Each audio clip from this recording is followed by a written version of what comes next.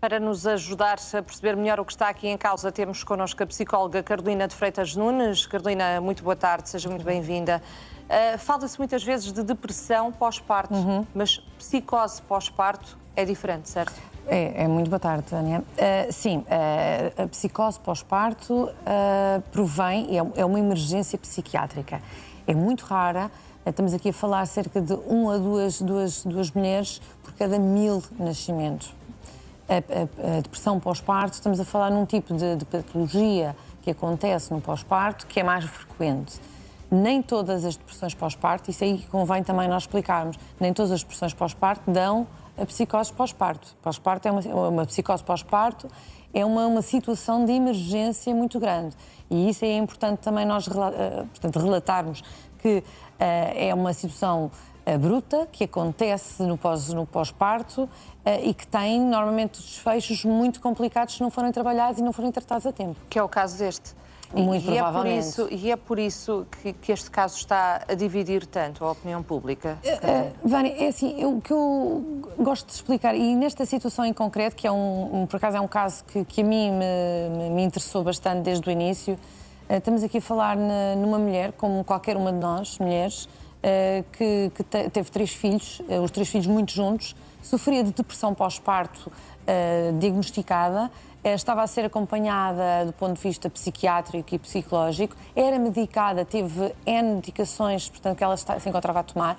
Ela pedia ajuda insistentemente a dizer que tinha ideias, de vez em quando, intrusivas, que nós chamamos de ideias intrusivas, não quer dizer que vá fazer, mas às vezes passava-lhe na cabeça de fazer mal aos filhos, encontrava-se cansada, tinha insónias, não conseguia pensar.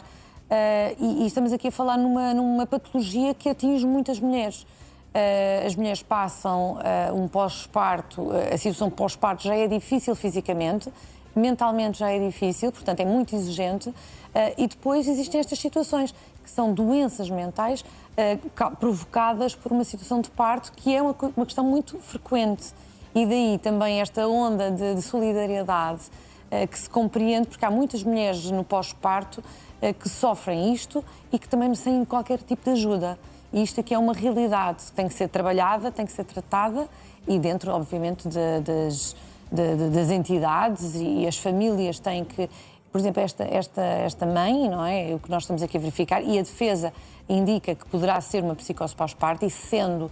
Houve aqui uma falha muito grave por parte dos familiares, do marido, e também da avaliação médica também que é feita na altura de vida, porque uma pessoa deste género, portanto uma mãe que tem um bebê e que se encontra numa situação de psicose iminente ou uma situação de pós-parto, não pode estar sozinha com as crianças, não, por várias razões, porque vai piorar o seu estado e porque realmente há um perigo da mãe por determinadas alturas não ter noção do que é que se está a passar. E isto é muito complicado, até porque nós vemos aqui não só, porque a maior parte das pessoas também não conhece este caso, esta mãe tentou também o suicídio logo a seguir, portanto, quando deu pelo que tinha feito, ela, além de ter tentado cometer o suicídio fisicamente, ela atirou-se do 2º andar da casa, tendo ficado paraplégica.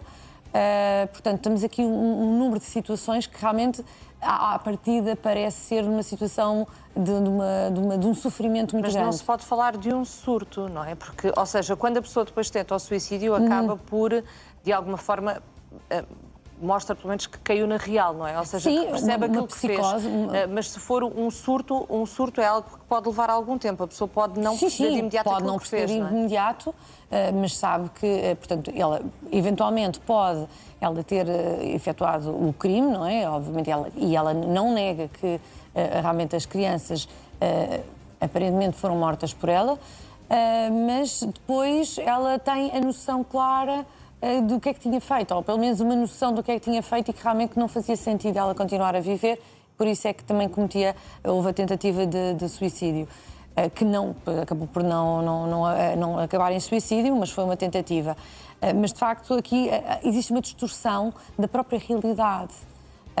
Pode não ser a tempo inteiro, até porque, e estávamos aqui a falar, e estava-me a fazer essa pergunta relativamente ao tempo que a pessoa, enquanto comete o crime, pode não estar nela própria, mas depois, posteriormente, pode realmente ela sentir que realmente fez algo de mal. Portanto, não quer dizer que o tempo todo esteja em situação de... Pode ser um surto, mas pode ter alturas em que está ao mais ou menos consciente.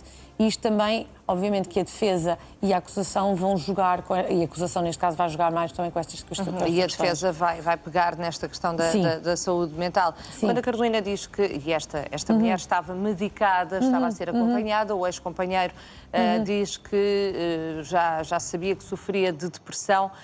Quando uma pessoa já está a ser efetivamente acompanhada e medicada, quem é que falha? Falha a família. Aqui falham, obviamente que quem falha menos, obviamente estamos a falar das crianças, não é? Mas a mulher que passa por esta fase difícil, um pós-parto, seja ele qual for, um pós-parto é uma situação complicada para a mulher não deve ficar sozinha. Muito mais quando existe já um diagnóstico claro de uma depressão pós-parto.